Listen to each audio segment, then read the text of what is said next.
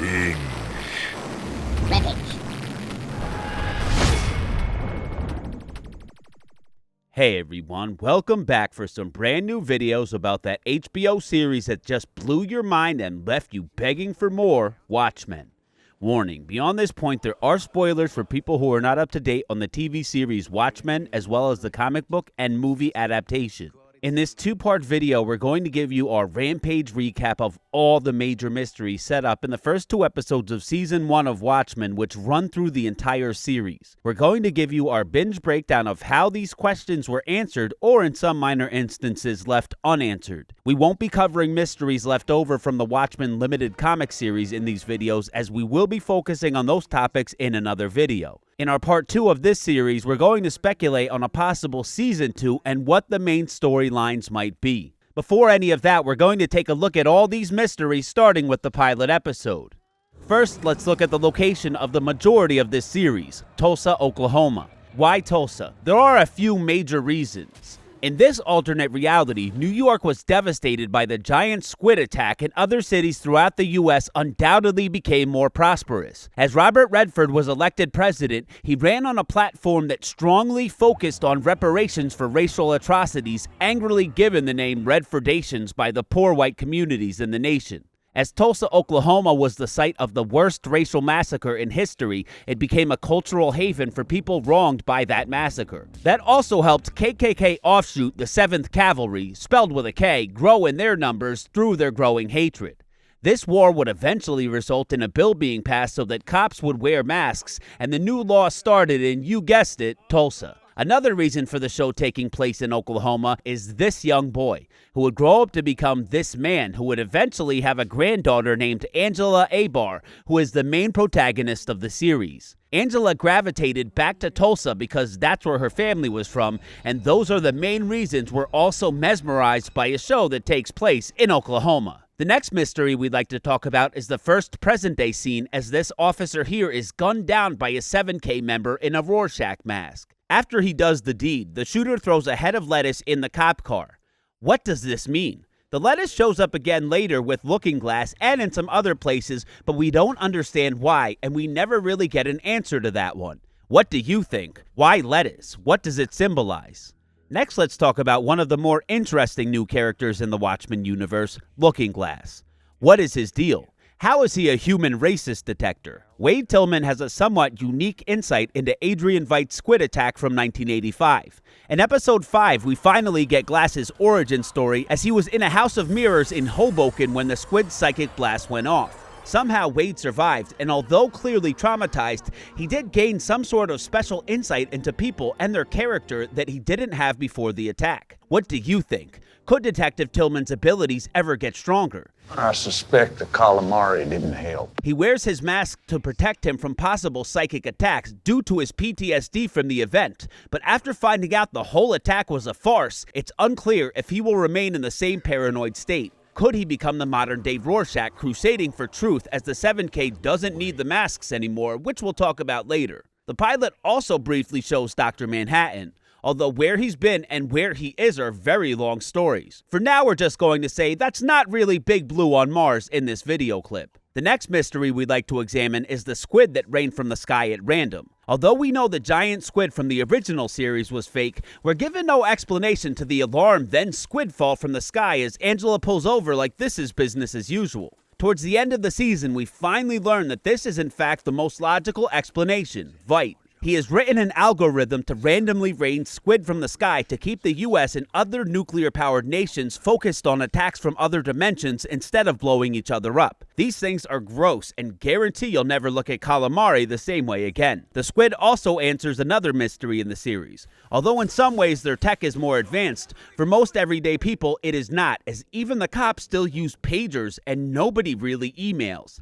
This is due to the fear that the giant squid attack had something to do with our recent technological advances. Many forms of technology were outlawed after the squid. Veidt's world-saving solution is also, ironically, what slows the world down in certain ways and pushes him on the outskirts of society towards being a pariah. The next mystery is also about our favorite megalomaniac, Ozymandias. Early in the series, we see Will Reeves with a newspaper that reads, "Veidt officially declared dead."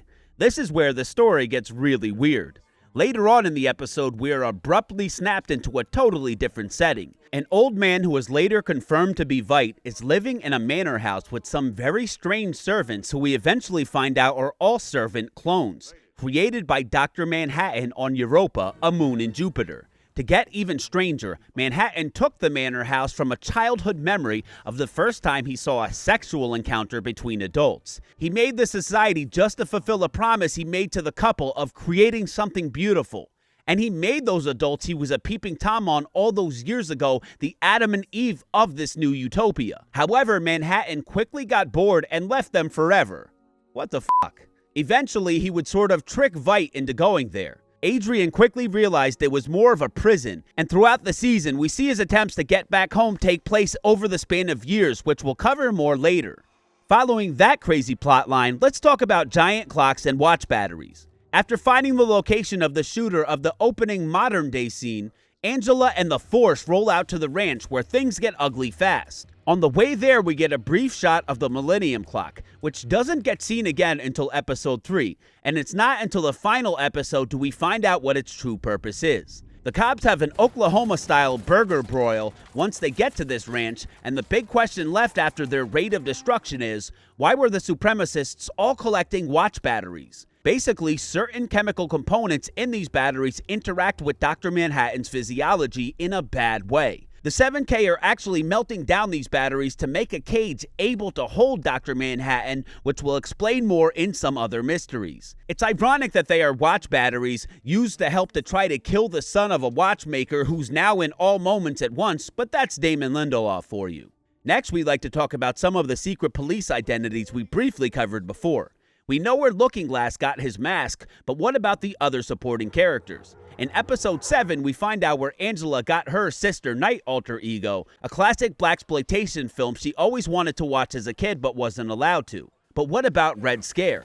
This guy became a fan favorite through his short temper and huge appetite, but what the hell is a Russian doing in Oklahoma? I'm not a Nazi! I'm a communist! What about Pirate Jenny and Panda? Sadly, we never find out, but maybe we'll be blessed with more answers and an even better season 2. Finally, we'd like to talk about the last big question of episode 1. What the hell happened to the chief of police? Judd Crawford is killed because he's secretly one of the 7K's leaders. The chief is actually mesmerized into hanging himself by Angela's grandpa, 105-year-old Will Reeves. Reeves is coincidentally the OG masked hero Hooded Justice, and in his prime, he fought a KKK offshoot called Cyclops. Beware the Cyclops. Who would eventually evolve into the 7K. Cyclops was creating mind control technology to turn African Americans against each other and incite violence and riots inside the poor communities. Will single-handedly shut this operation down when he couldn't get any backup from the Minutemen, and kept the mind control tech which he would use on the chief decades later. As one of the senior 7K members, Judd's crimes were enough to earn him a death sentence, but he also had some skeletons in his closet that got us stuck in a chicken and egg time loop, as Angela lets her grandfather know about the Klan robes in his closet through a conversation into the past with Dr. Manhattan in the second to last episode. But she found out from him, so how could she have known in the first place if he didn't? This moment is paradoxical, but we just have to accept the mindfuck and move on. I'm confused.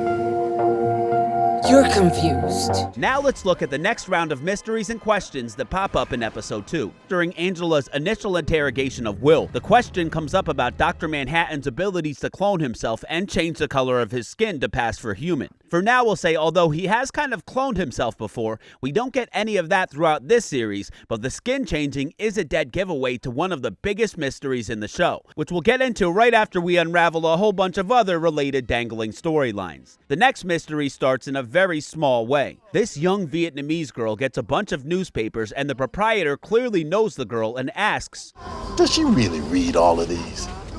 Of course. We don't actually see this woman he references until episode 4, although she is mentioned by Special Agent Petey while flying past her symbolic Millennium Clock in episode 3. Lady True is an enigmatic genius billionaire who buys Adrian Veidt's company and most definitely has a hidden agenda. She is the daughter of Adrian Veidt, as her mother stole his sperm sample in the 80s around the time of the staged squid attack. One of the many hidden twists about this woman and this moment is that this girl is actually a clone of Lady True's mother. True slowly injects her memories into her mother-daughter at night while she sleeps. That is just plain fucked up. We'll cover more of True's plan later in the next video, but that's the long and short of the mysterious character. The next mystery we want to examine is the White Knight. On a Christmas Eve at the private residences of 40 Tulsa police officers, 7K teams came in at midnight and murdered almost every one of them. This is the event that sets the endgame into motion and ties into most of the major mysteries of the show. First off, the attack was coordinated by Chief Crawford along with Senator Joe Keene, an anti-Kennedy type figure who's a second-generation politician and referred to by the newsstand owner as Keene ain't nothing. Hey, he's a goddamn clone of his daddy. who interestingly enough introduced the bill outlawing vigilantism. Originally, the White Knight attack was intended to give the senator a platform to create his masked police state and eventually run for president off of the strength of his DOPA Act. You called it DOPA? The Defense of Police Act. Essentially giving the 7th Cavalry control of the country. This attack at this moment here changed that plan forever and set a lot of things into motion. Angela manages to kill one of the intruders but gets caught by a shotgun blast and seems like she's about to die. The story cuts away and never actually shows what happens, but Angela and Cal somehow survive. In the season finale, we learned that these moments that we didn't see changed the 7K's whole game plan. Cal is actually Dr. Manhattan. He has a power inhibitor in his brain and doesn't realize he's the good doctor. He also says that Dr. Manhattan can pretend to be human. No, he can't. And he's on Mars. However, in life-threatening situations, his powers do surface. They did surface here as he teleported Angela's would-be murderer to Gila Flats, the same place where Dr. Manhattan was reborn. The cavalry realizes that Cal is Manhattan and that he doesn't seem to know it, so they come up with a much bigger plan than the White House. Senator Keene wants to capture Dr. Manhattan and steal his powers, which is where those watch batteries from episode 1 fit in, as they built a cage with them. As the plan shifts, Judd and his racist evil wife purposely get close to Cal and Angela to monitor them and make sure the plan isn't jeopardized. This works out okay until Will Reeves comes into town. To give the 7K credit, they are able to create a teleportation cannon, but overall their master plan isn't the only one, which we'll cover more of next video.